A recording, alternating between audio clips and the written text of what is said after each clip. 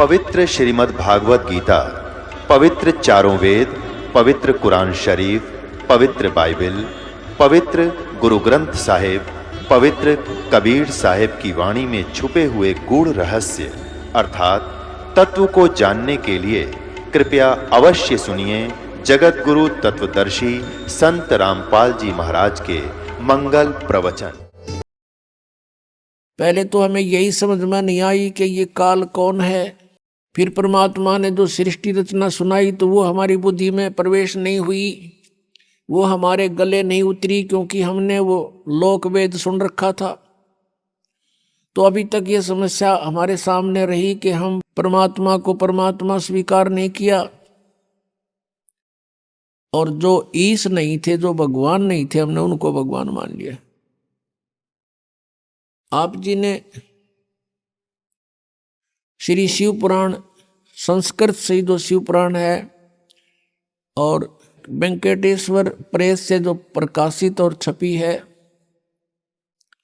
उसमें आपने देखा कि ये काल कह रहा है ब्रह्मा और विष्णु को, यू आर नॉट गॉड, तुम ईश नहीं हो, तुमने गलती से अपने आप को भगवान मान लिया। तो वो कहता मैं ही ईश्वर हूं, ये सब मेरा है। यहां परमात्मा कहते हैं स्वयं आकर के बताया है, और जिन महापुरुषों को वो मिले हैं उन्होंने उस परमात्मा की गवाही दी है। परमात्मा कहते हैं मुल्ला माया मग में बैठी अनसा चुन चुन खाई, ये ज्योत स्वरूपी कहे निरंजन में ही करता भाई। एक न करता दो न करता नौ ठहराए भाई, और 10वां भी धुंधर में मिल जा सत कबीर दुहाई। ये ज्योत स्वरूपी निरंजन कहता मैं हूं परमात्मा, ये सब कुछ मेरा है। तो गरीबदास साहिब जी कहते हैं कि परमात्मा के बारे में तो हमें जानकारी भी नहीं। ये ज्योत स्वरूपी कहे निरंजन, ये काल कहता मैं ही करता भाई, हमें मूर्ख बना रहा ये। और एक न करता दो ना करता, ये 9 करता ठहरा दिए, 9 अवतार, ये सारे भगवान। और कहते 10वां भी धुंधर में मिलेगा, एक सत कबीर दुहाई। सत माने अविनाशी। क्या बताते हैं कि जैसे श्री राम, श्री कृष्ण और अन्य ये 9 अवतार मानते हैं, कहते हैं वो सब यहां मृत्यु को प्राप्त होकर गए हैं। और 10वां निकलंक नाम से आएगा राजा हरिश्चंद्र वाली आत्मा। और परमात्मा ने बताया कलयुग के अंदर वो संभल नगरी में विष्णुदत्त शर्मा के घर पर जन्म लेगा और सबसे शक्तिशाली होगा, और उसकी तलवार बहुत लंबी होगी। उस समय सभी व्यक्ति कृतघ्नी हो जाएंगे, कोई भी आन कान रह नहीं, मांसाहारी प्राणी होंगे, सब पाप आत्मा हो जाएंगी। उनको फिर वो 10वां अवतार काटेगा, सबको अपनी तलवार से नाश करेगा, जैसे परशुराम जी ने अक्षत्रियों को नाश किया था। अब यहाँ परमात्मा के विधान में और इस काल के विधान में बहुत अंतर है। जिसमें प्राणी अकर्मी हो जाते हैं, अधर्मी हो जाते हैं, जैसे अक्षत्रिय लोग यानी राजा लोग और राजा के दरबारी लोग, ये अधर्मी हो गए थे, इनके कोई आन कान नहीं रही थी। उस समय काल प्रेरणा से परशुराम जी का जन्म हुआ। परशुराम जी ने फिर उन दुष्टों को सबको काटा, मार डाला। अब ये विधान है इस काल का कि निकम्मों को ऐसे सेट करना है, और परमात्मा का विधान है कि किसी बुरी आत्मा हो, अब वो अज्ञान से बुरी होगी और इस तत्व ज्ञान से वो ठीक हो जाएगी। तो परमात्मा का विधान है कि शायद निकम्मा आदमी हो उसको सत्संग सुनावे, तत्व ज्ञान से परिचित करावे, फिर अपने आप उसको विष दिखाई देगा, वो सब बुराइयों से बचेगा। लेकिन काल उस तत्व ज्ञान को नहीं चलने देता, उसको डर बना रहता है कि इससे परिचित होने के बाद प्राणी यहां नहीं रहेगा। इसलिए वो लोकवेद सुनाता है, अपने दूतों को भेजकर सारी जनता को भ्रमित करवाता है, और जिसका अभी तक हम दुष्परिणाम भोग रहे हैं। अब 10वां अवतार जो आएगा, अब राजा हरिश्चंद्र की आपने कथा सुनी हो, वो कितने पुण्य आत्मा थे, कितने धर्म आत्मा थे, और किस प्रकार वो अपनी मर्यादा का पालन करने वाले थे। बच्चे को भी बेच दिया, पत्नी को भी बेच दिया, आप भी बिक गया, लेकिन अपना सत नहीं छोड़ा। वो अब स्वर्ग के अंदर विद्यमान है, वो राजा हरिश्चंद्र वाली आत्मा। कुछ पुनों को तो वहां नाश करवा दिया उसका स्वर्ग में, और फिर उसको श्रृंगार कर भेजेगा, 10वां अवतार बनाओगा, और उसकी के ड्यूटी लाओगा काल के इन सब को काट दे, जितने भी प्राणी बकवादी हो गए उस टाइम, एंड ऑफ द कलयुग। अब वो आवेगा, सबको काटेगा, मार डालेगा, जो निकम्मे अच्छी आत्माओं को छोड़ देगा। उस समय जिनमें जरा सी भी धार्मिकता शेष होगी उनको नहीं मारेगा। ये विधान रहा परमात्मा का, कितनी आपदाएं आवे लेकिन भक्तों का नाश होया नहीं करता। और फिर उसके वो बैड अकाउंट में लिख दिए जाएंगे, जितने जीवन सा वो करेगा। अब उसको फिर यहां से पापों से लाद के भेजेगा, और यहां उसकी महिमा हो जाएगी जैसे रामकृष्ण की होगी। रामचंद्र जी ने बाली मारा था, सुग्रीव का भाई, और उसका भी बदला देना पड़ा श्री कृष्ण रूप में। उस बाली वाली आत्मा ने श्री कृष्ण जी के पैर में तीर मार कर वध किया। तो ये तो एक प्रत्यक्ष प्रमाण है कि किए का कर्म का दंड न भोगना पड़ेगा। तो बिना ज्ञान के ये सब ऐसी व्यवस्था है, जो परमात्मा से परिचित प्राणी हो जाते हैं वो इस काल के जाल में नहीं आते, अपना कल्याण करवा लेते हैं। तो क्या बताते हैं परमात्मा कि हम उनकी पूजा करते रहे जो भगवान नहीं थे, जो हमें कोई लाभ नहीं दे सकते थे, हमारे पापों का नाश नहीं कर सकते थे, हमें काल के जाल से नहीं छुड़वा सकते थे। तो वो ज्ञान उस परमेश्वर ने स्वयं आकर के देना पड़ा। और जैसा कि आपने वेदों में पढ़ा कि वो परमात्मा अपने तीसरे मुक्ति धाम में रहता है, सतलोक के अंदर। अब तीसरा मुक्ति धाम कैसे है? 21 ब्रह्मांड का एक ग्रुप है, एक समूह है, ये काल का लोक कहलाता है, सरपुरुष का। और 7 संग ब्रह्मांड का एक अलग द्वीप है, उसके अंदर ये स्टेट समझ लो अलग अलग, वो दूसरा लोक है, दूसरा द्वीप है। और तीसरा सतलोक है उसके निकटतम। तो तीसरे धाम में रहता वो परमात्मा, मुक्ति धाम में, सतलोक में, और वहां से गति करके वहां से बहुत तेज स्पीड से आता है, अच्छी आत्माओं को मिलता है। फिर वो अच्छी आत्मा परमात्मा से प्राप्त ज्ञान का जगह जगह जाके प्रचार करते हैं, और परमात्मा स्वयं भी, कबीर जी भी अपनी महिमा आप सुनाते हैं। चारों युग में संत पुकारे, कूक कहा हम हेल रे, हीरे माणिक मोती बरसे, ये जग चुगता ढेल रे। परमात्मा ने जो ज्ञान बताया कि तुम यहाँ के रहने वाले नहीं हो, आप यहाँ के वासी नहीं हो, और जिस संपत्ति के लिए आप सारा जीवन न्यौछावर कर देते हो, या संपत्ति आपकी नहीं है, काया तेरी है नहीं, ये माया कहाँ से हो, चरण कमल में ध्यान रखो, तुम इन दोनों को खो। ये माया करतारे की तू अपनी कह गंवारे, दो जग धक्के खावेगा या नाहक बह बेगारे। सर्व सोने की लंका होती रावण से रणधीरम, एक पलक में राज बिराजी जम के पड़े जंजीरम। मन तू सुख के सागर बसरे, भाई और न ऐसा यसरे। सर्व सोने की लंका थी, रावण से रणधीरम, एक पलक में राज बिराजी, और जम के पड़े जजीरम। अगम निगम को खोज ले, बुद्धि विवेक विचारे, उदय अस्त का राज मिले, तो बिन नाम बेगारे।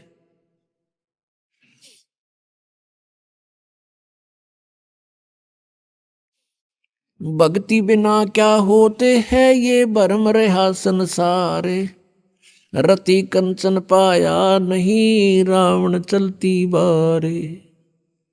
सोने के महल बना रखे थे कुबद्दी ने, सोने की ईंटें, सोने की गारा, और उसमें महल और कई कई मंजिल के।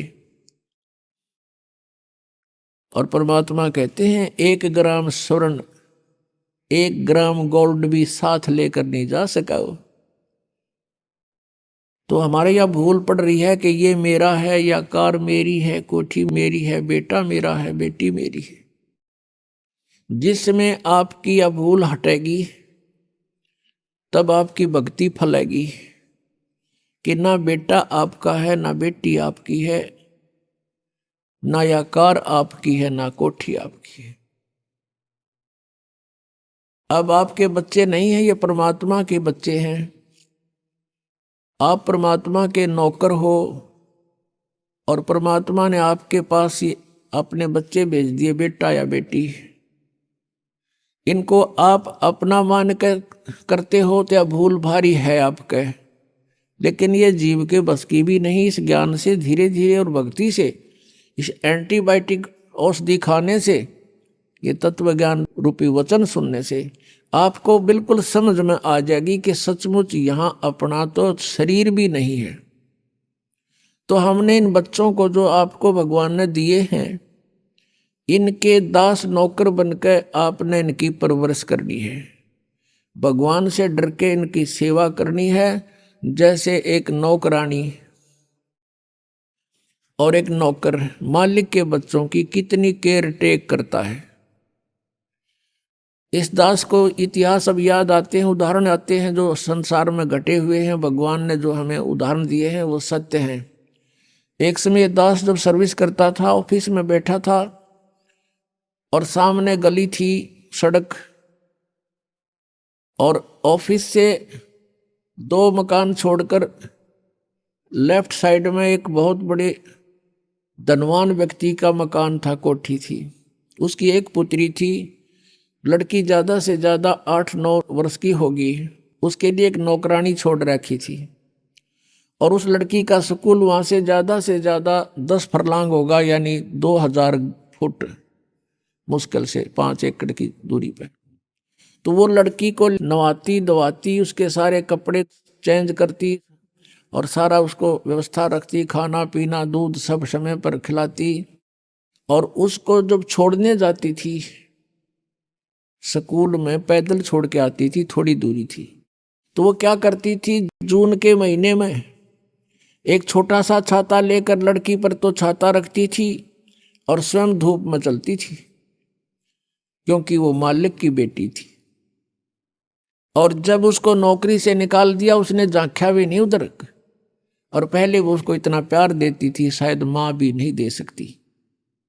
तो ऐसे ही हमने इनको मालिक के बच्चे जानकर, और हम सभी यहाँ कष्ट में हैं, दुखी हैं, एक दूसरे को समझकर, जैसे एक सास बहू है, और सास बहू का कहते हैं कुत्ते बिल्ली वाला बैर हो जाता है। ऐसा क्यों है? बिना ज्ञान के गाटा जुड़ रहा है। और फिर कहते हैं जैसा दर्द आपने हो ऐसा जान बिराने। अब जैसे घर का मुखिया है, सास है, उसके अधीन पुत्र वधू है, अब उसके साथ दुर्व्यवहार करेगी तो उसकी आत्मा रोएगी, बोल सकती नहीं। तो वो आत्मा की जो पुकार है वह भगवान के दरबार में डिपॉजिट होती है, और उसका प्रतिफल बहुत भयंकर होता है। फिर क्या होता है कि कई जगह ऐसा है कि पुत्र वधू इतनी हैवी है सास पर, उसको तंग करती है। तो उस समय युज्ञान याद रखना चाहिए कि हम इस काल ने ऐसी व्यवस्था में जोड़ रखे हैं, क्योंकि यहाँ व्यवस्था ऐसी है। अब जवान बच्चे का और बूढ़े का कभी भी मेल नहीं मिले, ना मन मिले, ना व्यवहार मिले, ना विचार मिले, और फिर रहना इकट्ठा, सास और बहू ने इकट्ठा रहना और कति विचार नहीं मिले, यह गारंटीड बात है। और इसलिए झगड़ा रहेगा, यह भी रहेगा, लेकिन इसका समाधान इस ज्ञान से होगा। देखो, कोई भी घर में हानि करके प्रसन्न नहीं हुआ करता, कोई भी नुकसान करके राजी नहीं, लेकिन हो जाता है। और फिर उसके ऊपर एक दूसरे के साथ खींचातानी करे, तूने ऐसा कर दिया, तू ऐसा करता है, ये करता है। को बालक है, उसने प्यार से समझा दे, लेकिन नुकसान जो होना है आपके भाग्य में पूर्व निर्धारित है, वो होके ही रहेगा। और वो नुकसान तो हो लिया, और फिर वो झगड़ा बाकी रह गया, बेमतलब की टेंशन। जब आप परमात्मा की शरण में आ जाओगे, ये हानि भी नहीं होगी आपके, सत्कर मान लेना। और इस ज्ञान से जब यो मन बकवाद करेगा, इस ज्ञान रूपी लगाम से यू रुकेगा। एक सास बहू थी, बुढ़िया बहुत लड़ा करती अपने पुत्र वधू के साथ, इकलौता पुत्र था। अब बेटा न्यू सोचा करता, भाई माँ की बात नहीं मानी तो माँ की आत्मा दुख पाओगी, वो भी अपनी पत्नी को ही धमकाया करता, गलती होती चाहे ना होती, माँ को प्रसन्न करने के लिए। और बुढ़िया बहुत कलियारी थी। अपने आत्मा एक परमात्मा लीला बख्शते हैं, करते हैं, दया करते हैं।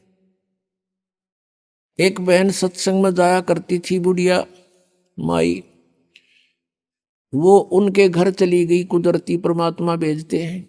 और वह बुढ़िया लाग रही कति श्लोक सुनान, अच्छी बूंदी कहना अपने पुत्र वधू को, और वह बेचारी बोल रहा नहीं। अब बोलूंगी तो फिर सामने अपने बेटे तगड़वाएगी, तो वह बेचारी चुप रहने में अपनी खैर समझ रही थी। अब उस बहन जो सत्संग में जाती थी, परमात्मा परमेश्वर के विचार सुनती थी, उसने सोचा ये तो नरक हो रहा है इनका घर। उसने उस बुढ़िया को सहज सहज प्यार से कहा, बहन सत्संग में चल लेगी? ना, हम नहीं जाया करा सत्संग में, ये तो उलगी जाया कर ठाली, जिन्हें कोई काम कोई ना। हर बुढ़िया ने काम बहुत लड़न का, और काम नहीं उसने, वो छूटे ना उससे। उसने फिर दूसरे तीसरे दिन फिर कहा कि आए एक बार मेरे साथ चल, कोई भी ना रही मेरे साथ चलने वाली, और मैं अकेली रहेगी, सत्संग में जाना है, जल्दी आ जावांगे। वह उसकी मुंह लागती सी थी। उस दिन वह बुढ़िया उसके साथ चलेगी। अब साथ चलेगी तो वह सत्संग सुना, सत्संग सुने तो पुण्यात्मा असर होया कर, ऐसी बात नहीं। जब तक हम कुएं के मेंढक बने रहेंगे, हम उसी क्रियाओं से लिप्त रहते हैं, वैसे ही विचार हमारे बने रहते हैं, और ज़्यादा ही दुख और बुराइयां हमारे अंदर प्रवेश होती रहती है। बुढ़िया ने सुने विचार, उसकी तो एकदम जो है ना, एकदम परिवर्तन आ गया उसके अंदर। सचमुच हमने आपस में नहीं किसी को दुखी करना चाहिए। कथा सुनाई गई कि एक व्यक्ति था,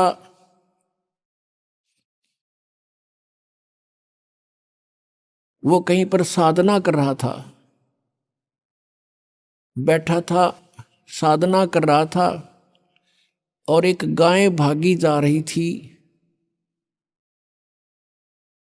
और वो गर्भवती थी, और उसको ये आभास हो गया था कि कोई कसाई उसके पीछे पड़ा हुआ है। वो आगे वन में ओझल होगी, शिकारी वहां आया। उस साधक से उसने पूछा, गाय देखी आपने? कहते मुंह से नहीं बोला, उसने हाथ कर दिया, ऐसे किधर गई। वो कसाई ने वह गाय ढूंढ ली, वो मार दी। उसका भी प्रतिफल उसको भोगना पड़ा। कहते हैं फिर उसकी बाजू कट गई। इतना भी हम सहयोग देते हैं किसी अन्य दुष्कर्म के अंदर, इतना भी हमें हानि होती है। जैसे हमने मना किया है बीड़ी शराब मांस तम्बाकू पीना नहीं है, और किसी को पीने में सहयोग भी नहीं देना, उठा के भी नहीं देना, उसमें भी हानि होगी आपको। मर्यादा सारी पालन करनी होगी। कहने का भाव ये है कि एक व्यक्ति था और उसकी पत्नी बहुत लड़ा करती, बहुत झगड़ा करती थी, बहुत बुरा बोलती थी।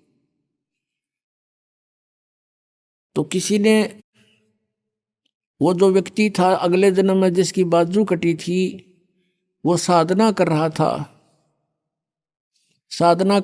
कहीं पर अगले जन्म में भक्त बन गया। तो उसकी किसी ने आकर के अचानक पहले तो उससे पैसे पूछे, बाबा जी पैसे निकाल सारे। अब पैसे नहीं है भाई मेरे दर, उसकी बाजू काट दी। अब उसने सोचा भाई मैं भक्ति भी कर रहा हूं और यह आपत्ति मेरे पर कैसे आ गई। उसने सोचा भी मैं इसका किसी से कारण पूछूं, मेरा कौन से जन्म का पाप था। किसी ने बता दिया भाई इस गांव के अंदर एक भगत है और वो पीछे बीती हुई बता देता है, पिछली बता देता है, भविष्य की नहीं जानता। वो उसके घर पर गया तो उसने पता लगा कि घर से बाहर गया हुआ है। फिर भी उसने सोचा घर पे पता करता हूं। जब वो घर पे गया तो उसकी पत्नी से पूछा कि ऐसे ऐसे वो कहाँ है भगत। हुआ उसकी पत्नी लगी गाली देने कि तेरे जैसा ढेड वो है, हंडा धक्के खांदा जिसरे तू खावे है, पता नहीं के सुना दी। अब जिसका हाथ कटा हुआ था उसने सोची भाई मैं तो गलत आ गया, मेरे साथ मजाक कर दिया, दिखे ना भगता के घर में कैसी बात होया करे, इसी ने कमी होया करे। वो वापस चल पड़ा। रास्ते में किसी ने बता दिया कि तू जिसका घर पूछा था ये आ रहा वो व्यक्ति। उसने उसको सोचा ले चल आया है बाहर, बात कर लेता हूं। राम रमी हुई, नमस्कार हुआ, कुशल मंगल पूछा। वो जिसका हाथ कटा हुआ था उसने पूछा कि भाई एक बात बता, क्या तू पीछे की जानता सारी? कहाँ जी दया है भगवान की। भाई पहला मेरी तो पाछा बताइए, पहला तू अपनी बताया, तेरे घर में इसी बूंदी कलियारी क्यों करा रही है? ऐसी बेहुदा बोली वाह न बोला या भी बताऊं, पहला यह सुन ले तू। पिछले जन्म में मैं था काग, या थी गधी, और जब कुमार इसने छोड़ देता इसकी कमर टूटी हुई होती थी, मैं इसकी वो खाता था, टूटी हुई कमर से उन जख्मों से मांस खाता था। तो आज भाई अपना बदला ले रही है मेरे ते, और ये इतने जख्म करेगी मेरा जितने मन न कर रखे हैं। तब उसने पूछा भी फिर मेरा हाथ क्यों कर कटा, मैं तो भगत आदमी, और यू कैसे जुल्म हुआ मेरे साथ। उसने बताया कि पिछले जन्म में भी तू भगत था और तूने एक गाय के कटने में सहयोग दे दिया, तूने न्यू हाथ कर दिया कि इधर गई, बोला नहीं तू ऐसे गई, इससे तेरा हाथ कटा। अब कहते हैं तुमने दरगाह का महल नहीं देखा, धर्मराज के तिल तिल का लेखा। अब इस तरह कहते तुम एक दूसरे को सताओगे तो तुम्हें आगे फिर दंड भोगना पड़ेगा। वह बुढ़िया के बात समझ में आएगी, अकबर ने तो जुल्म कर दिया। उसके बाद अपनी पुत्र वधू को वो बिल्कुल शांत रहे, बोल ही नहीं फालतू। सत्संग में ये भी सुनाया गया कि जो कुछ हानि होनी है वह तो हो चुकी, और पाछा वो खाम खा महाभारत बनाने की कोई आवश्यकता ही नहीं। वो तो दूना दुख पैदा करने वाला वो वस्तु आवे नहीं वापस। एक दिन क्या हुआ, वो पुत्र वधू गाय भैंस का दूध निकाल के और ऊपर कड़ियों में कड़ा डाला कर दे, हुक लंबा सरिये का हुक ला देते, और उसमें बाल्टी टांग देते थे कड़े में, हुक में, कुत्ते बिल्ली से बचाने के लिए। अब उस पुत्रवधू ने वो ऊपर, क्योंकि ऊंचा होता था, गर्दन नीचे रखनी पड़ती थी, यूं कर टांगन लगी, वो कितना उल्टी साइड में लग गया। उसने सोचा टंग गया, उस हाथ छोड़ दिए, वो बाल्टी नीचे गिर गई, सारा दूध फर्श पे फैल गया। अब पुत्रवधू ने देखा बुढ़िया की तरफ कि वो होगी ओन अनो बिरना कई दिन का सांग हो गया यो। अब उसकी तरफ देख रही है बेचारी भयभीत दृष्टि से। बुढ़िया कहती बेटी कोई बात नहीं, हमारे भाग में नहीं था यू, और इसको उठा ले ऊपर ऊपर से और भैंस को ही डाल दे बेटा उसके चारे में। ये अपने भाग में नहीं था इसलिए गिर गया, कोई बात नहीं। अब उस पुत्र वधू ने सोचा आज बुढ़िया कौन सा स्टेशन पकड़ेगी, या तो कदे 16 बातें बोलिया नहीं करती। काफी देर उसका जची नहीं बुढ़िया, फिर शुरू हो गया ऊपर ले मन तक कहती हो कदे। वह बुढ़िया खड़ी हुई, 7 लाख का बेटा ठा इसने और भैंस के चारे में डाल दे, कोई दिक्कत को नहीं। अब उसने सोची अपने बेटे ने बतावेगी,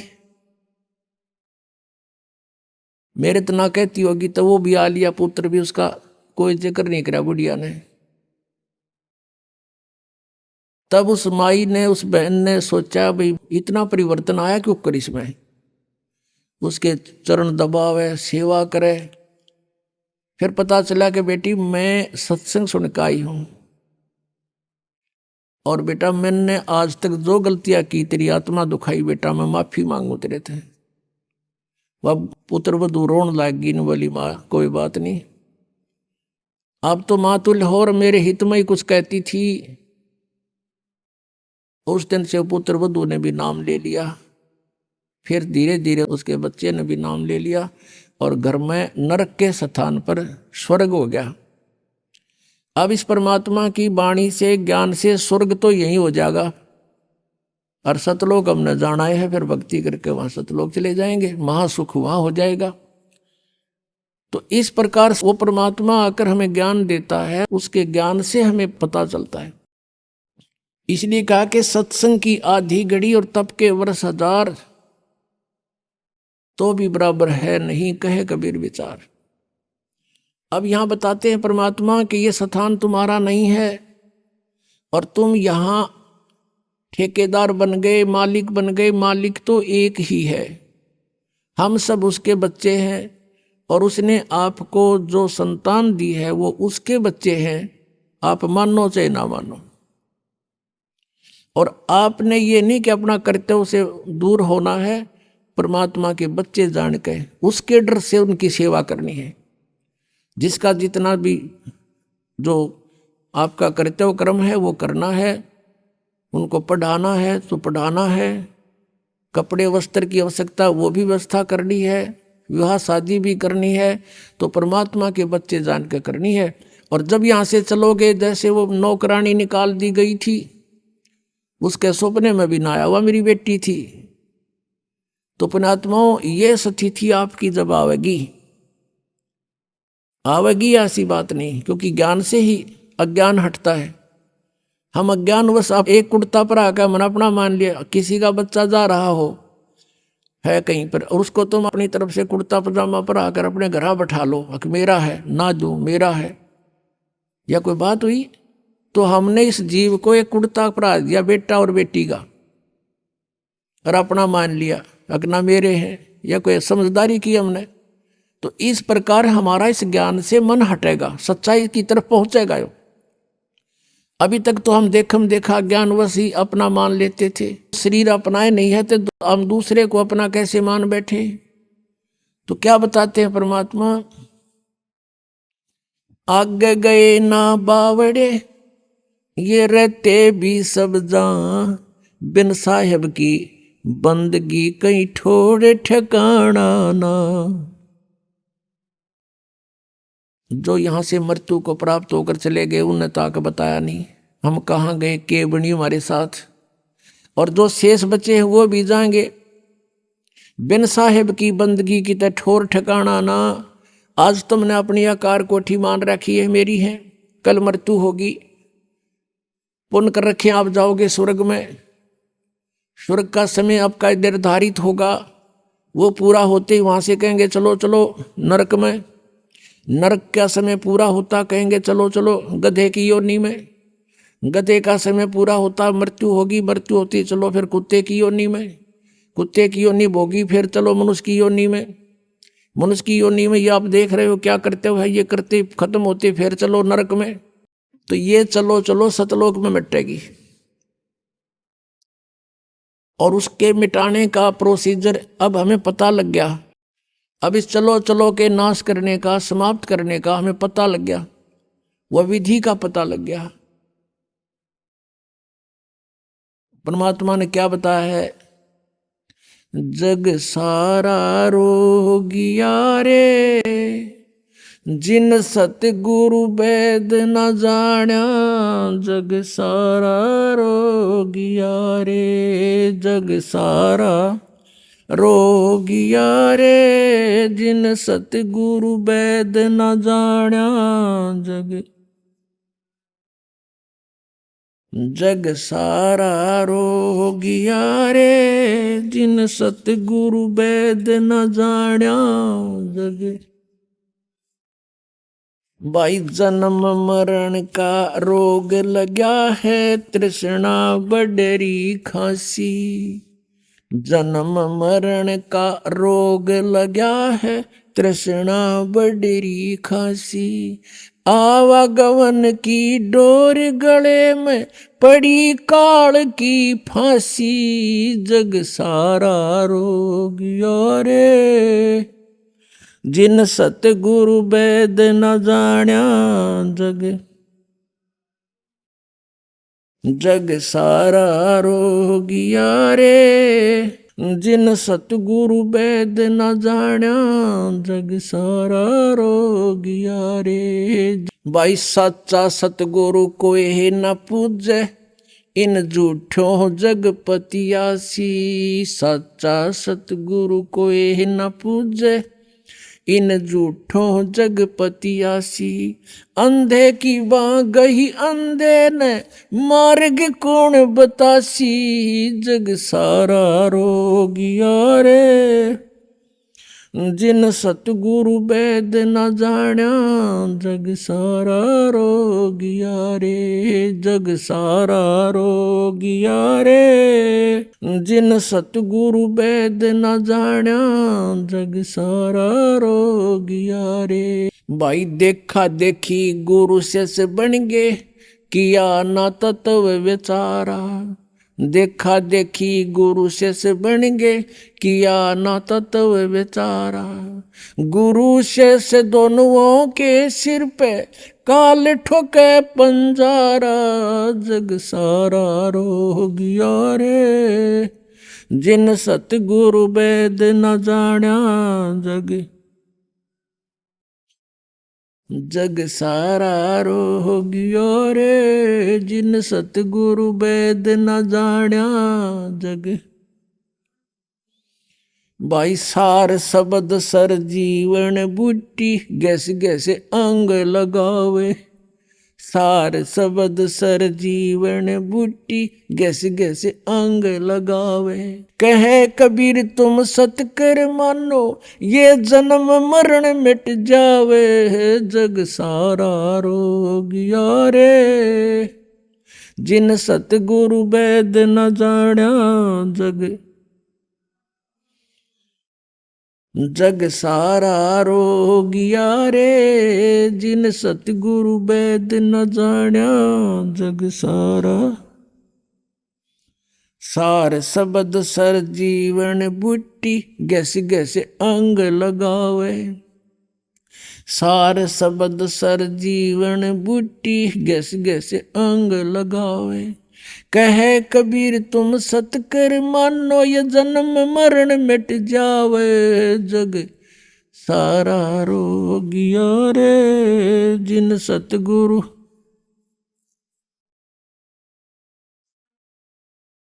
जग सारा रोगिया रे, जिन सतगुरु वेद न जाण्या। जग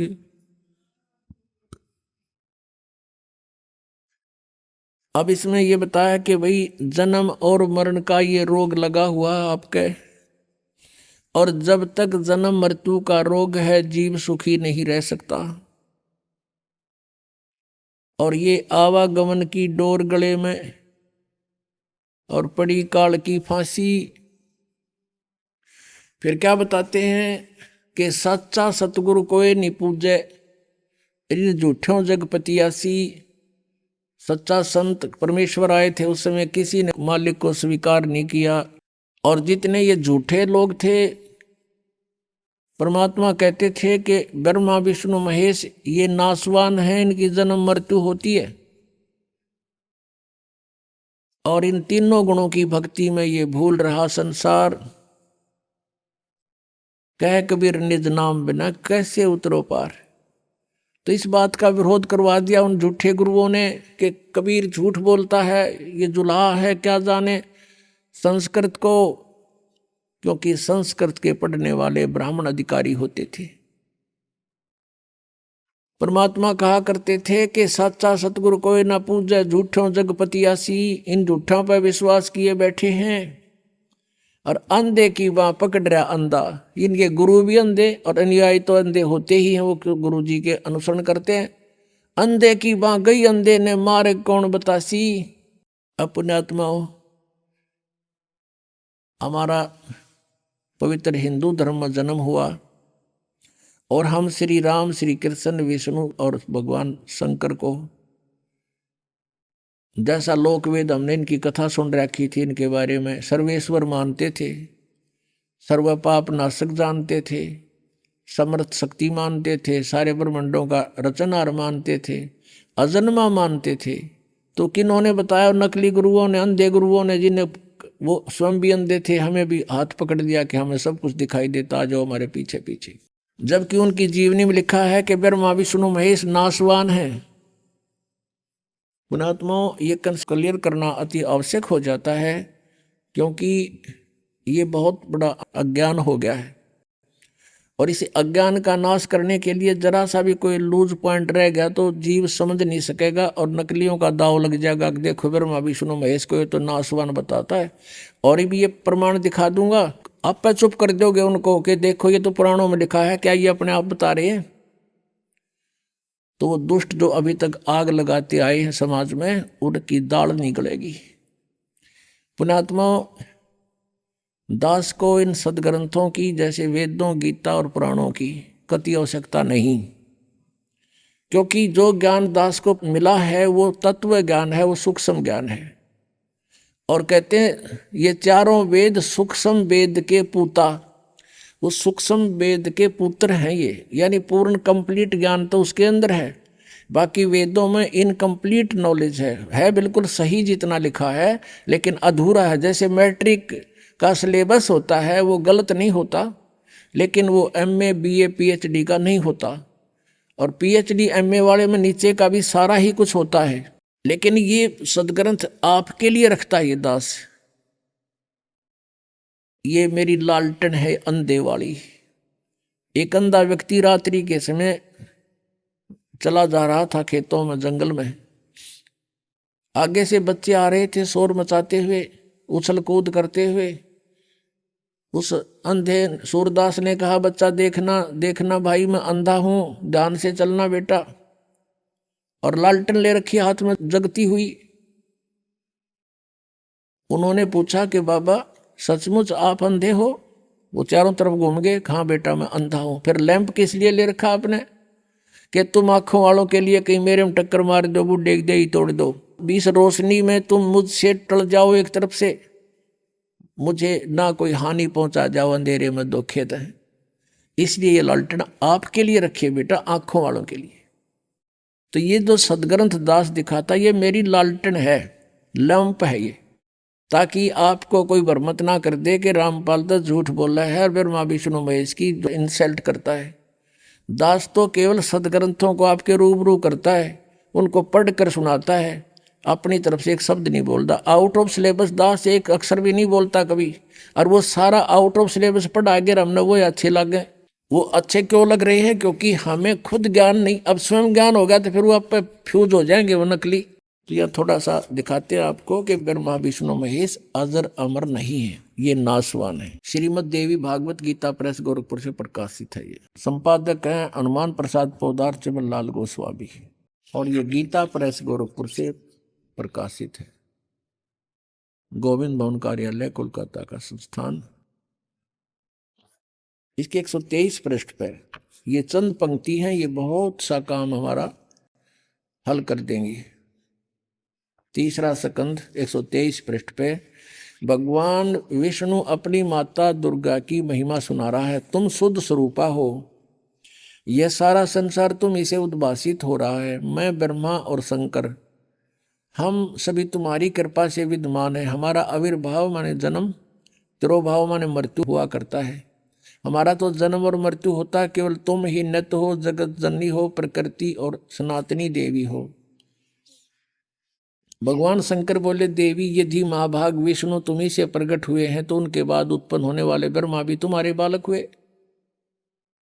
फिर मैं तमोगुणी लीला करने वाला शंकर क्या तुम्हारी संतान नहीं हुआ? अर्थात मुझे भी उत्पन्न करने वाली तुम ही हो। शिवे संपूर्ण संसार की सृष्टि करने में तुम बड़ी चतुर हो। इस संसार की सृष्टि स्थिति और संहार में तुम्हारे गुण सदा समर्थ हैं। उन्हीं तीनों गुणों से उत्पन्न हम रजगुण ब्रह्मा, सतगुण विष्णु, तमगुण शिव जी, ब्रह्मा विष्णु शंकर नियमानुसार कार्य में तत्पर रहते हैं। अपने आत्माओं, इस पवित्र पुराण ने ये चंद पंक्तियों ने 4-5 कंसेप्ट क्लियर कर दिए। एक तो ये स्पष्ट हो गया कि ब्रह्मा विष्णु महेश नासवान है, इनकी जन्म मृत्यु होती है। दूसरा ये हो गया कि दुर्गा इनकी माता है। तीसरा ये हो गया कि रजगुण ब्रह्मा, सतगुण विष्णु, तमगुण शिव जी। और चौथा ये हो गया कि ब्रह्मा विष्णु महेश केवल नियमित कार्य ही कर सकते हैं। जो आपके भाग्य में लिखा है, दुख है तो दुख आपको दिला देंगे, और आप में सुख है तो आपके भाग्य में मिल जाएगा। इसमें कोई परिवर्तन ये कर नहीं सकते। और इसमें 5वां ये भी क्लियर हो गया कि प्रकृति दुर्गा को कहते हैं। गीता जी अध्याय नंबर 7 में 2, 3, 4 इन श्लोकों में लिखा है कि 2 प्रकृति हैं। एक तो ये 5 तत्व, और फिर ये मन, अहंकार, बुद्धि आदि, ये 8 मिलाकर एक प्रकृति। ये तो जड़ प्रकृति है।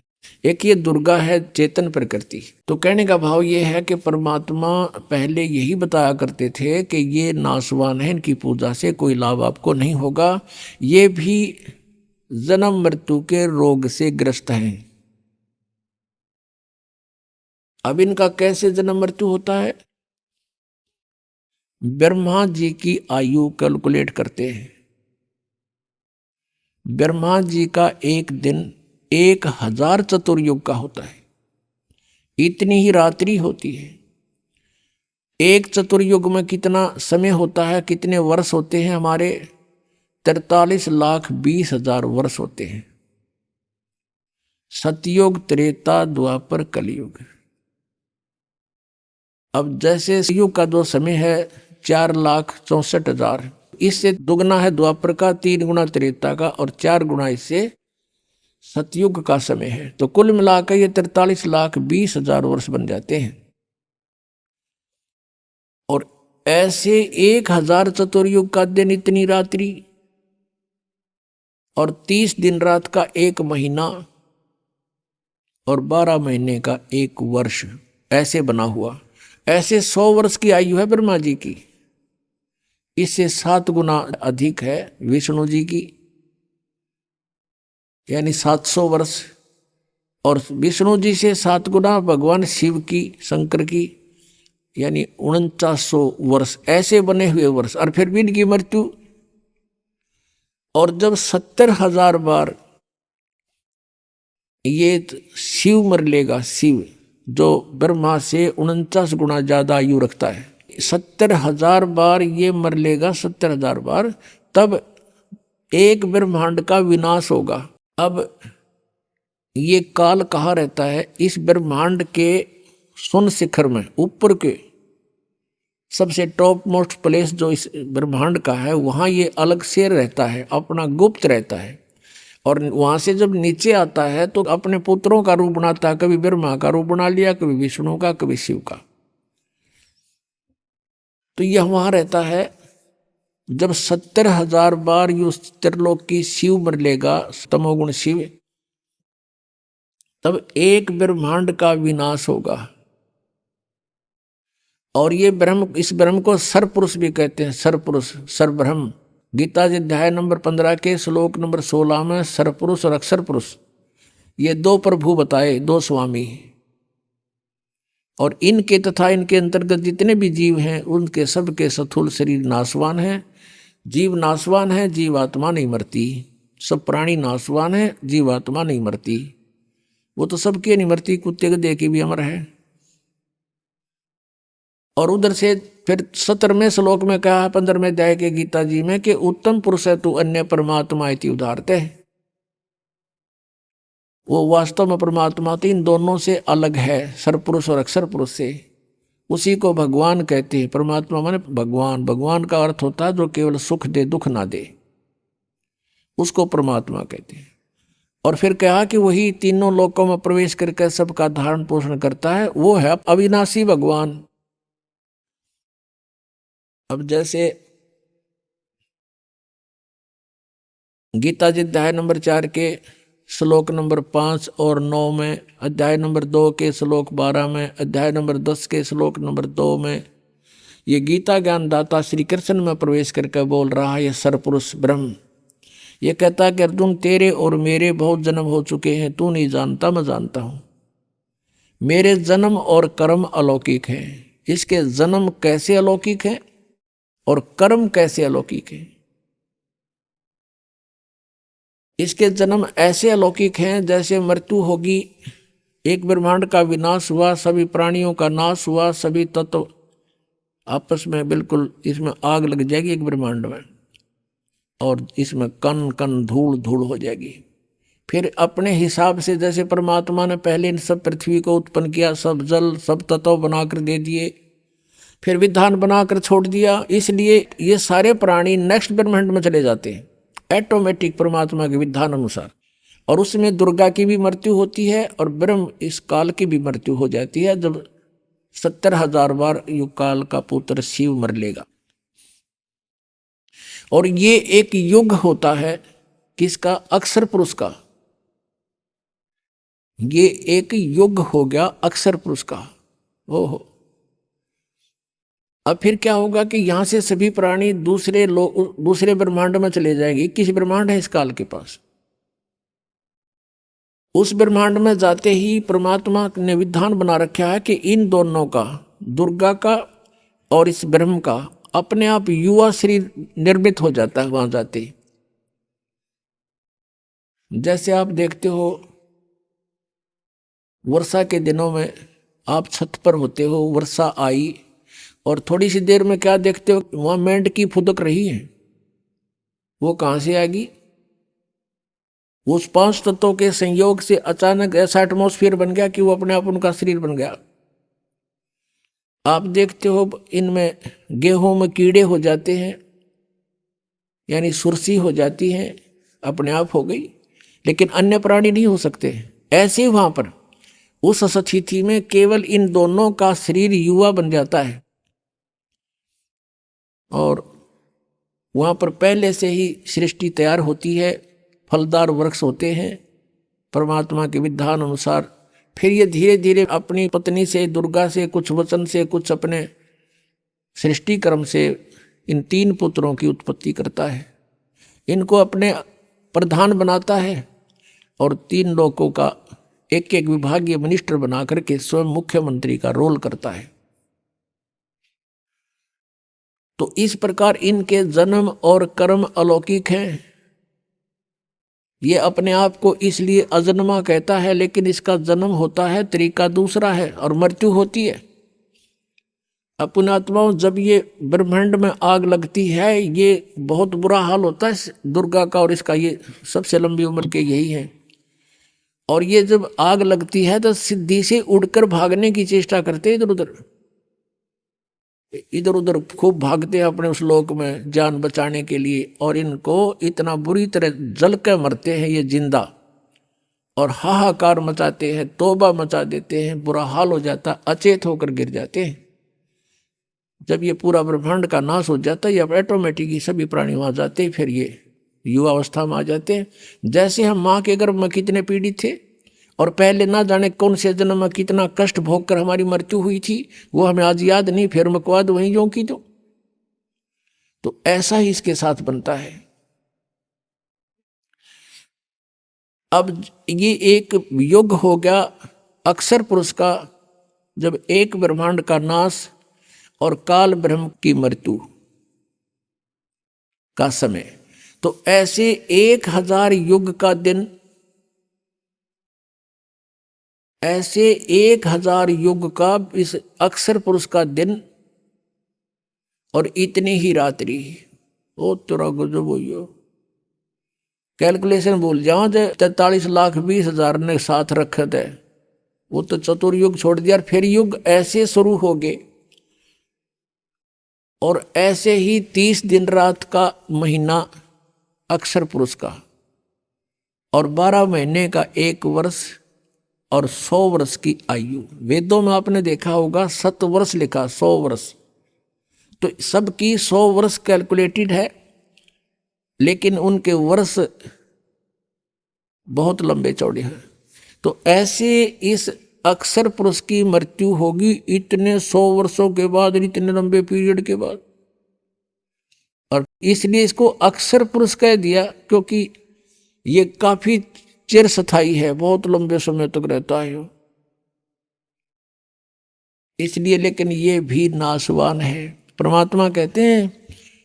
और 5वां उत्तम पुरुषत्व अन्य परमात्मा इति उदारता, ये लोग त्रयम आविष्य विवर्ती अवैश्वर है, वो अविनाशी परमात्मा है। तीसरा कौन है? गीता जी अध्याय नंबर 7 के श्लोक नंबर 29 में अर्जुन से कहा काल ने कि जो व्यक्ति तत्ब्रह्म से परिचित है, सारे अध्यात्म ज्ञान से परिचित है, सब कर्मों से परिचित है, वो केवल जरा और मरण से ही छूटने का प्रयत्न करते, उसे मोक्ष चाहते। अर्जुन ने 8वें अध्याय के प्रथम मंत्र में पूछा, फिर किम तत्ब्रह्म, वो तत्ब्रह्म कौन है? 8वें अध्याय के 3रे श्लोक में उत्तर दिया काल ने, ब्रह्म गीता ज्ञानदाता ने, कि वो परम अक्षर ब्रह्म है। अपने जन्म कर्म और इसने बता दिया मेरी भी जन्म मृत्यु होती है अर्जुन, तेरी भी होगी। मेरी साधना करेगा तो भी तेरी जन्म मृत्यु और मेरी भी रहेगी, हम स्थायी नहीं हो सकते। और जब तक जन्म मृत्यु समाप्त नहीं होगी, शांति नहीं हो सकती। 18वें अध्याय के 62वें श्लोक में कहा कि अर्जुन तू सर्वभाव से उस परमेश्वर की शरण में जा, उसकी कृपा से ही तू परम शांति को और सनातन परम धाम को प्राप्त होगा। गीता जी अध्याय नंबर 15 के श्लोक 1 से 4 में कहा कि उल्टा लटका हुआ संसार रूपी वृक्ष है, ऊपर को जड़, इसकी मूल तो समझो परम अक्षर ब्रह्म है, और नीचे को तीनों गुण रजगुण ब्रह्मा सतगुण विष्णु तमगुण शिवजी रूपी शाखाएं हैं। बीच में तना और मोटी डार जो है, सरपुरुष तो तना है, अक्षर पुरुष मोटी डार है, तीनों देवा शाखा है, ये 5 रूप संसार। परमात्मा ने बताया था अक्षर पुरुष एक पेड़ है, सरपुरुष वा की डार, और तीनों देवा शाखा है, ये 5 रूप संसार, और मूल वो स्वयं है।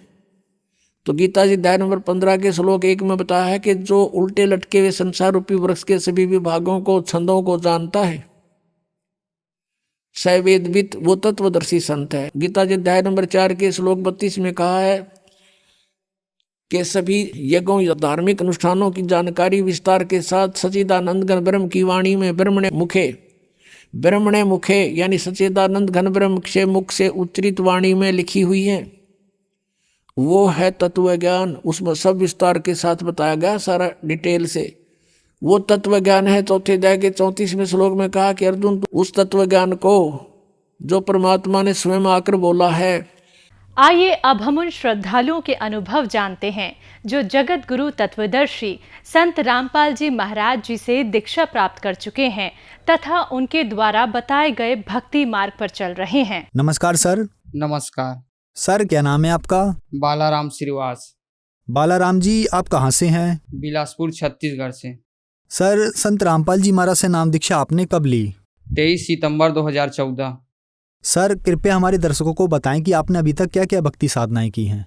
संसारिक जो घर में पूजा पाठ करते थे माता पिता, उसी का पूजा पाठ करता था मैं, बाकी ऐसे तो कुछ नहीं करता था। नशा पानी बहुत करता था मैं। सर, संत रामपाल जी महाराज जी के शरण में जाने का क्या कारण बना? मेरा कारण ये बना कि मैं कंपनी में काम करता था रायपुर में, तो एक भगत रहता था वहाँ, उसका नाम है दुर्गेश दास, कवर्धा जिला से है। वो बताता था मेरे को, रात में आता था ड्यूटी से तो 11 बजे मेरे को उठा देता था कि बालाराम तुम कहाँ पास हो, ऐसे करके। तो मेरे को उठा देता तो समझाता था, ज्ञान समझाता था कि अरे गुरु जी आए हैं, वहाँ संत रामपाल जी महाराज हैं, उनका ज्ञान सुनो और उसी के मार्ग में चलो, ये सब छोड़ो, ये कंपनी में जुड़े हुए सब बेकार है, फालतू का चीज़ है, ऐसे करके बोलते थे मेरे को। उसके बाद मैं घर आया, वहाँ कंपनी को छोड़ दिया, घर आया। घर आने के बाद वहाँ जाने के लिए तैयार हो गया। जाने के लिए तैयार हुआ तो उसके बाद मैं यहाँ घर आया तो भूल गया सब, यही नशा पानी में भूल गया। उसके बाद मेरा एक्सीडेंट हो गया था। फिर उसके बाद एक्सीडेंट हुआ तो फिर मेरे को ये लगा कि अब नहीं, बाकी अब ज़्यादा लेट नहीं करना है, अब संत रामपाल जी महाराज के शरण में जाना है। तो मैं वैसी ही हालत में, मेरे को 3 दिन हुआ था एक्सीडेंट में, कुछ खा भी नहीं पा रहा था। वैसी ही हालत में मैं सतलोक आश्रम बरवाला में चला गया। उसके बाद मैं वहाँ गया तो मेरे को सब जितना लगा था, दांत वगैरह सब वो ठीक हो गया। मेरा यहाँ फटा था वो ठीक हो गया। यहाँ आने के बाद फिर परमात्मा की भक्ति करने लगा। संत रामपाल जी महाराज की फिर नाम दीक्षा लिया मैं। सर, संत रामपाल जी महाराज से नाम दीक्षा लेने के बाद आपको क्या लाभ मिले? मेरे को पहला लाभ तो ये मिला कि मेरी पत्नी जो है उनका इन्फेक्शन हो गया था, पूरा किडनी, गुर्दा, लीवर सब में, पूरा शरीर में इन्फेक्शन हो गया था। तो 2 हॉस्पिटल, एक पहले तो माखीजा हॉस्पिटल में लेके गया। माखीजा हॉस्पिटल में इलाज चला, वहाँ भी ठीक नहीं कर पाए। डॉक्टर लोग बोले कि अब हम लोग तो कुछ नहीं कर पाएंगे, तो आप दूसरा हॉस्पिटल देख सकते हो। तो मैं फिर घर लेके आ गया अपनी पत्नी को। उसके बाद फिर दूसरा हॉस्पिटल लेके चला गया, एक वहाँ बिलासपुर में मंगला चौक में है एक हॉस्पिटल, वहाँ लेके गया। वहाँ लेके जाने के बाद वहाँ 1 हफ्ता हो गया था। वहाँ कुछ इलाज में ठीक नहीं हो रहा था, बहुत इलाज किए, लेकिन फिर डॉक्टर लोग वहाँ भी बोल दिए कि भाई हम लोग तो कुछ नहीं कर पाएंगे, अब बाकी अब भगवान की मर्जी है, आप जो भी देवी देवता को आप पूजा करते हो उसी से आप प्रार्थना करो, वही ठीक कर सकते हैं। तो उस समय तो मैं नाम दीक्षा ले चुका था संत रामपाल जी महाराज से। तो फिर संत रामपाल जी महाराज के बाद मैं प्रार्थना लगाया। प्रार्थना लगाने के बाद मेरी भगत पत्नी को फिर धीरे धीरे फिर आराम होने लगा। तो डॉक्टर लोग बोले कि अब बाकी तो आपकी भगवान ही ठीक कर रहे हैं, हम लोग तो कुछ दवाई वगैरह नहीं चला रहे हैं, सब वही ठीक कर रहे हैं, ऐसे करके बोले। 1 हफ्ता बाद फिर घर लेके आ गया। संत रामपाल जी महाराज की भक्ति करने से ठीक हो गया सब। और उसके बाद ये मेरे को अभी ब्लैक फंगस हो गया था, ये दूसरा लाभ है। ब्लैक फंगस हो गया था, मेरे आँख नहीं दिख रहा था। 2-3 रोज तो ऐसा हो गया था कि एकदम मैं तो अब नहीं जी पाऊँगा, ऐसा हो गया था। फिर एकदम बढ़ने लगा एकदम से। फिर 1 हफ्ता ऐसी बीत गया पूरा, तो मेरा आँख एकदम से बंद हो गया था, पूरा कुछ दिखाई नहीं दे रहा था सामने में, आँख एकदम खराब हो गया था। डॉक्टर लोग को दिखाता था, डॉक्टर लोग भी दवाई देते थे, उसमें भी आराम नहीं होता था। फिर संत रामपाल जी महाराज के बाद प्रार्थना लगाया। प्रार्थना लगाने के बाद सब 15 दिन में सब पूरा ठीक हो गया। नशा भी बहुत करता था मैं, बहुत नशा करता था, सरपंच वगैरह के साथ में रहता था, रात भर नहीं आता था, 12 बजे 2 बजे रात तक शराब पीता था उन लोग के साथ में। वो भी मेरा नशा सब छूट गया। सिगरेट पीता था, शराब पीता था, मांस भी बहुत खाता था, मांस उन लोग के साथ में, शराब भी बहुत पीता था। ये सब मेरे संत रामपाल जी महाराज की शरण में आने से सब ठीक हो गया। सर, आपने हमारे टीवी चैनल्स पर अपने अनुभव बताए, अपने लाभ बताए जो आपको संत रामपाल जी महाराज से नाम दीक्षा लेने के बाद मिले। तो जो दर्शक आज आपको टीवी पर देख रहे हैं और वो भी इन सब परेशानियों से ग्रस्त हैं, तो वो संत रामपाल जी महाराज से नाम दीक्षा कैसे ले सकती हैं? संत रामपाल जी महाराज से नाम दीक्षा लेने के लिए तो ऐसे तो बहुत सारे चैनल में आ रहे हैं। उसके नीचे एक पट्टी चलती है, उसमें जो नंबर आता है उसमें आप फ़ोन कर सकते हैं। उसके द्वारा आप जहां भी नज़दीकी नामदान केंद्र है वहां से आप नाम दीक्षा ले सकते हैं संत रामपाल जी महाराज से। धन्यवाद जी, नमस्कार।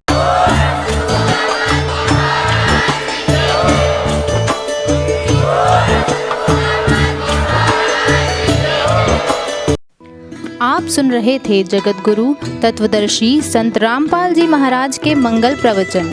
अधिक जानकारी के लिए संपर्क करें